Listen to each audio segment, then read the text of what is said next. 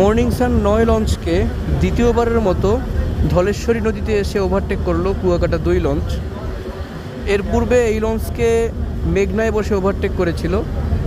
তো আজকের এই চরমোনাই ফিরতি ট্রিপে এই নিউসান 10-এর মতো বেশ কতগুলো লঞ্চকে দুইবার করে ওভারটেক করতে হয়েছে কুয়াকাটা 2 লঞ্চকে। আর এর কারণ হচ্ছে কুয়াকাটা 2 চরমোনাই মাহফিল থেকে চাঁদপুরের যাত্রী নিয়ে এসেছিল, বেশ কিছু চাঁদপুরের যাত্রী। এটা তাদের অতিরিক্ত একটা অতিরিক্ত একটা প্ল্যানিং ছিল বলতে পারেন। তো সেই চাঁদপুরের যাত্রীদেরকে নামানোর জন্য চাঁদপুরে যখন ঘাট করে, তখন এই লঞ্চগুলো মানে ওভারটেক খাওয়া লঞ্চগুলো পুনরায় আবার আমার এই কুয়াকাটা 2 লঞ্চকে ফেলে সামনে চলে আসে।